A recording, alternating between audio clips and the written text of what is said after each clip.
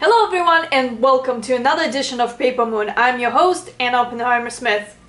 Two things are obvious right from the get-go in this video. Number one, the weather in New York City finally decided what it wants to be when it grows up, and it decided to be pretty chilly, hence layers and layers of clothing that I'm wearing, including a very dandy scarf.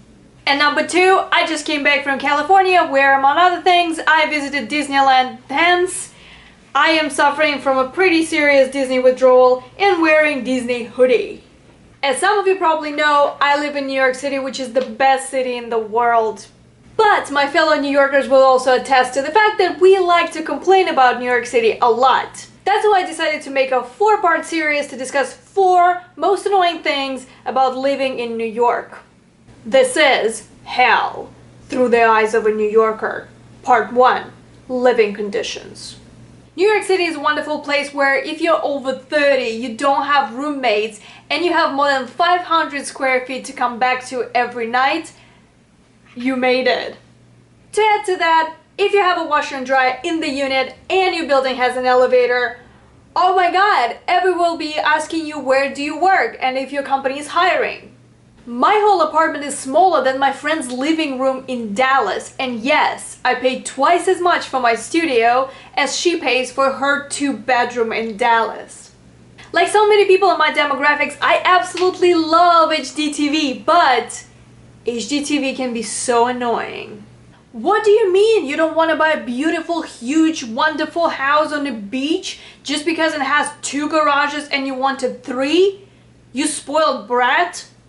The one HGTV show that resonates with me a lot is Tiny House Hunters, although I think they got the name of the show wrong. They should have called it Normal-Sized House Hunters. Some people over 30 years old still prefer to live with roommates, which in New York is always a hit or miss because people in New York are crazy.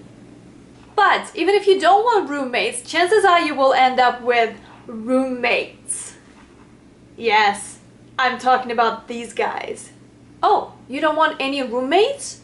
Well, that's gonna cost you, because here in New York, we believe that pest control and basic hygiene is the epitome of luxury. But if you do end up with roommates, then in the best tradition of New York City, you can call them pets and embrace your fancy life in the best city on earth with your 8-legged pets. Concentrating on the positives, your new pets are cheap. You don't have to pay $20 for a bag of fancy dog treats. Your new pets can survive off anything that is lying around. And if you put your dirty dishes in the sink and forget about them, then your pets can even help with cleaning up the dishes by licking them.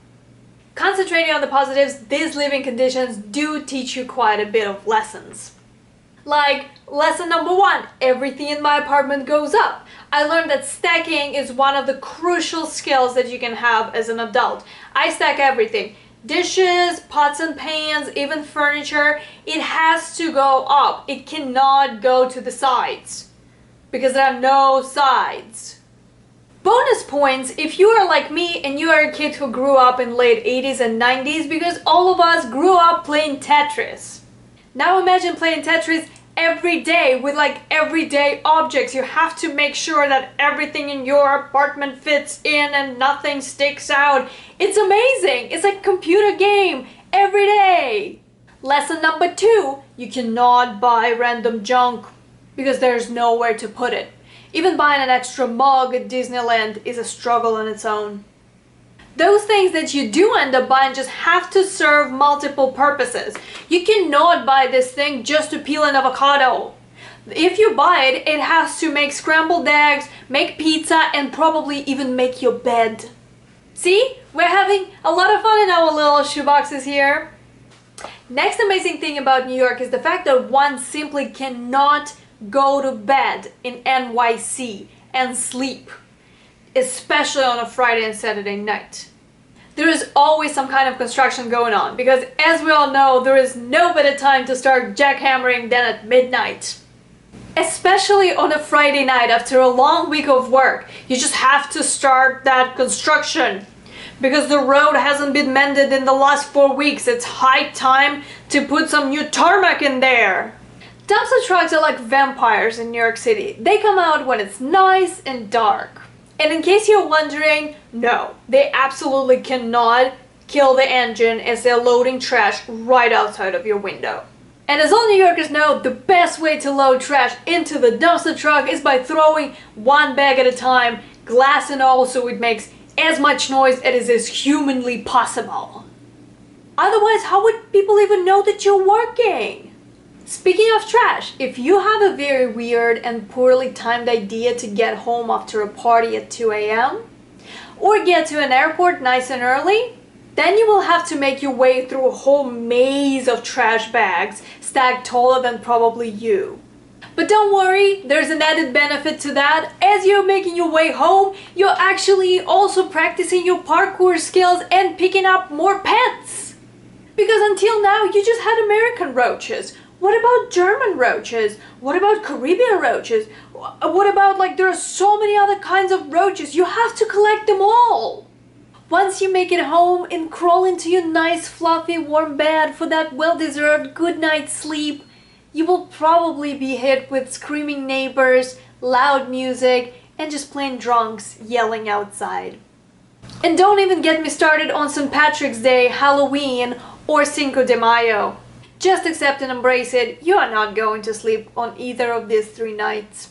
Crazy neighbors, drunk people, police in ER, sirens, dumpster trucks, helicopters, construction, and jackhammering. It's really, really poetic and really promotes good night's sleep.